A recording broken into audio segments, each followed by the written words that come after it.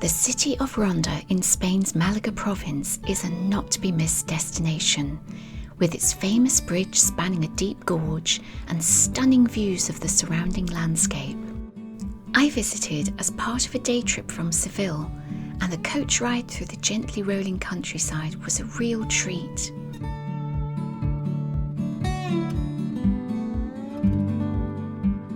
I had just 4 hours to explore, so started at the bridge.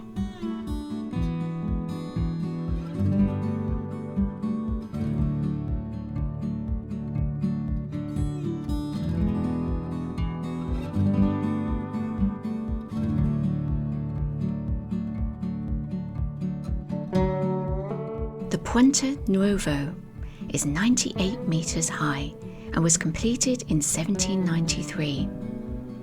It divides the New Town and Old Town.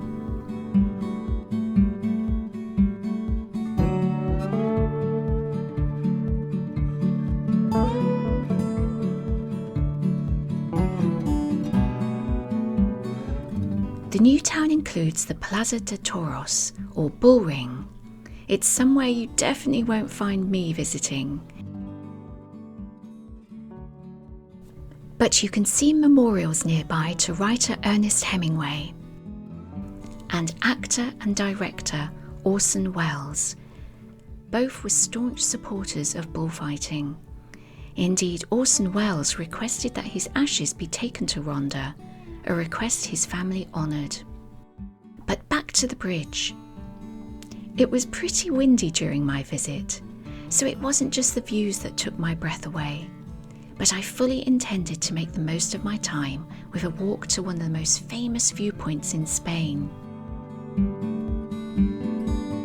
I wended my way through pretty back streets towards the steep path that would take me down into the gorge, stopping to admire the beautiful buildings along with everyone else.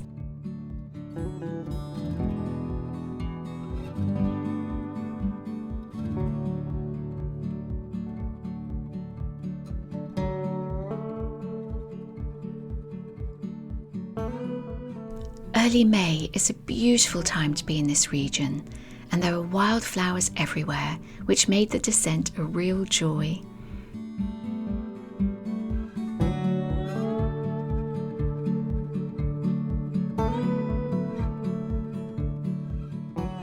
I noticed snapdragons, poppies, campion, valerian, vetch and borage, and a good many others too.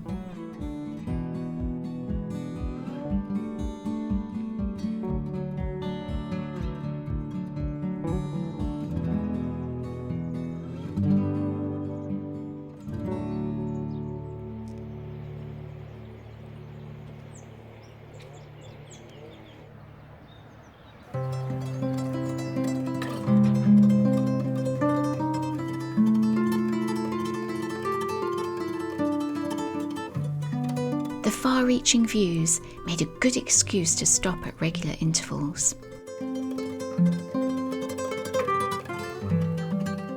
As did the ruins of the Murallas del Albacar, where there was once a flour mill.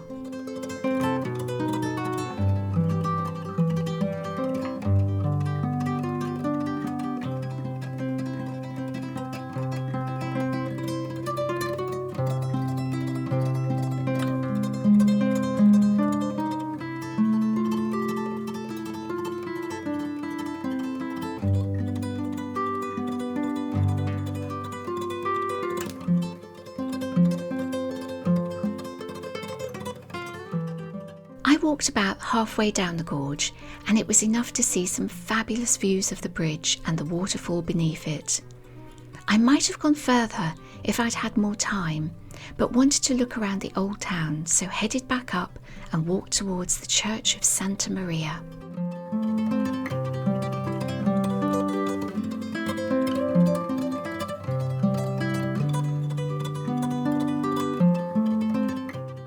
There are some really gorgeous cobbled back streets with lovely studded doors and pretty windows.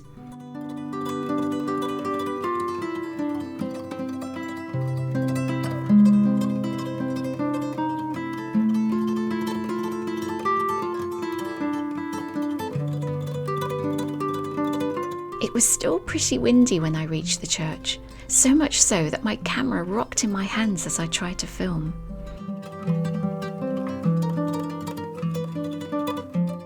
The church is located in the town hall square and is an impressive building with a fine bell tower and gorgeous balconies. There was a little commotion on entering, with people deciding not to go inside. I was told there was a power cut due to the windy weather, so there were no lights in the church, but I could enter for half price as long as I didn't mind there being only candlelight. I didn't mind. In fact, I had it all to myself for a little while, which was wonderful, and my eyes slowly grew accustomed to the dark spaces. I felt as if I'd stepped into the past, or perhaps even an M.R. James story.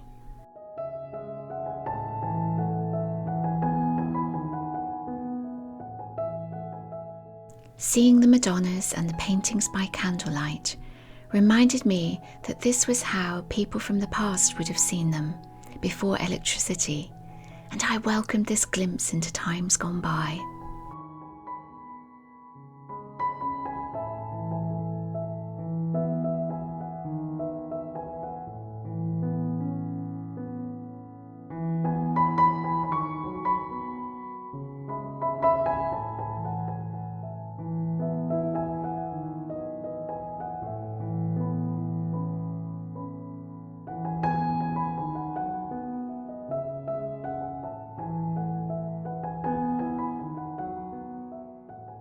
There were a couple of lovely surprises in this church. This room to the right of the altar was full of beautiful things to gaze upon.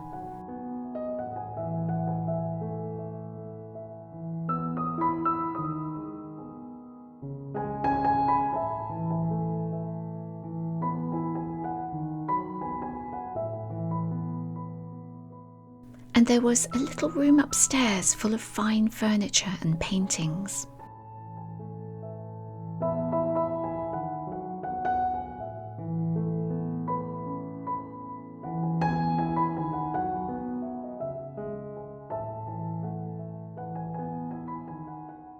And a lovely view out over the square, where the wind was still whipping furiously through the trees. Indeed, I very nearly lost my hat leaving the church, but I couldn't resist braving the wind for one last view from the bridge. If you'd like to see more of my adventures as a solo female traveller, do subscribe to my channel and look out for more of my videos. I'd love to have your company on my journeys.